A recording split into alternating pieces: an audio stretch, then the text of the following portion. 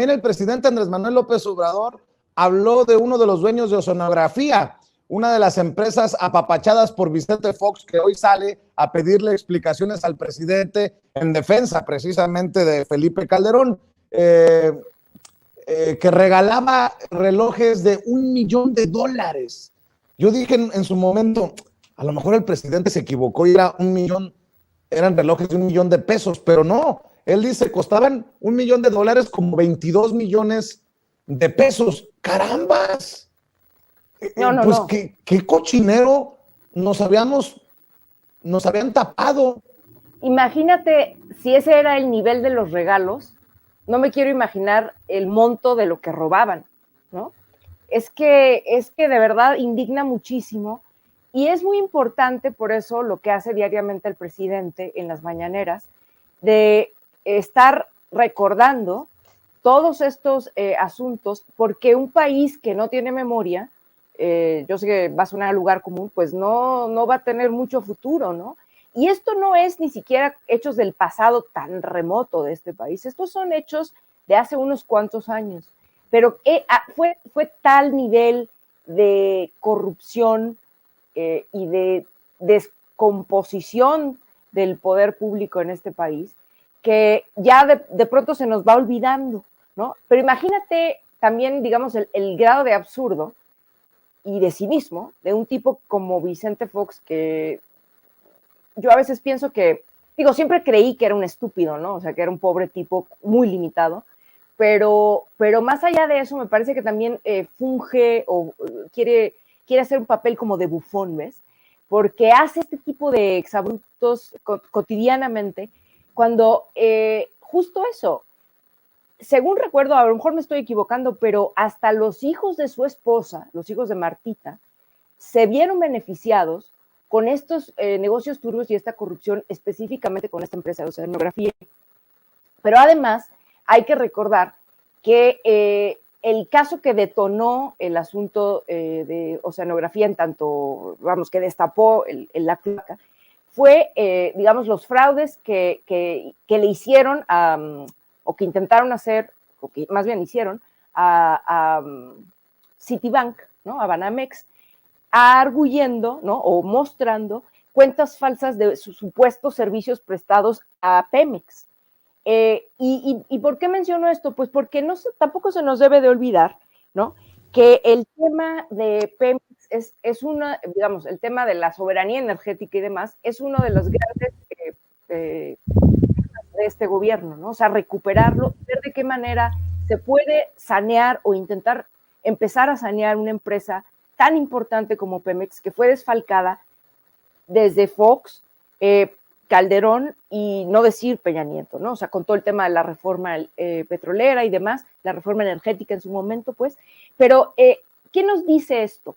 Más allá de, digamos, los detalles, pues un poco también lo que decía Julián hace rato. O sea, estos hechos no son hechos solamente de un sexenio, sino de un sistema político, de regímenes que, como el neoliberal, pues, que se dedicaron a saquear al erario, ¿no? A hacer negocios a costa del erario, a vender y a malbaratar los recursos naturales de este país.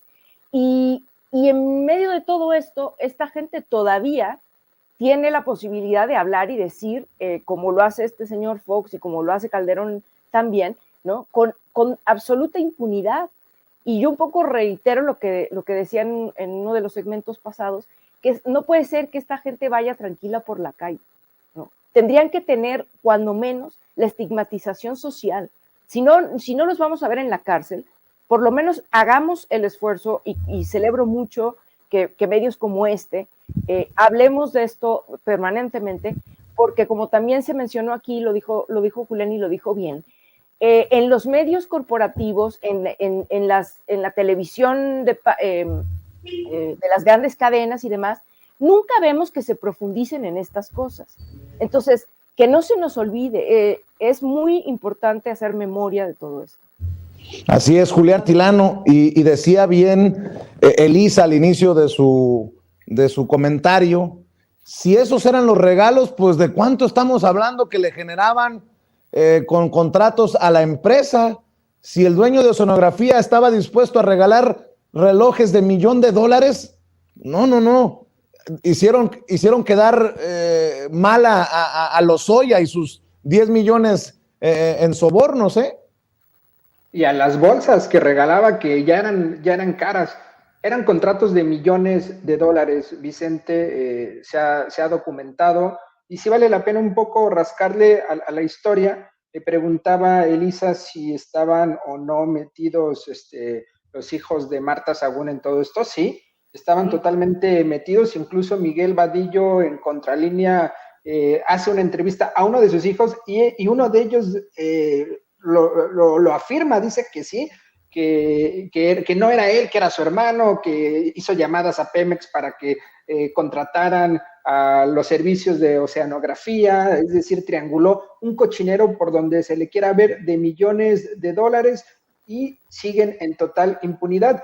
Y asimismo, como señalaba Elisa, a este tipo, al dueño de Oceanografía, Amado Yáñez, lo detienen, pero no lo detienen porque haya sido un conflicto de corrupción o político, es porque entró un privado, que fue Citibank, o en ese caso Banamex fue quien entra y mete la demanda, es decir, ya fue una presión más grande, no fue la presión de algún grupo político, porque en el periodo de Vicente Fox se llama cuentas a Oceanografía y la oposición, que en ese momento era el PRI, no hizo nada, los dejaron libres. Posteriormente a este dueño, al tal Amado Yáñez, lo detienen en 2014, sexenio de Peña Nieto.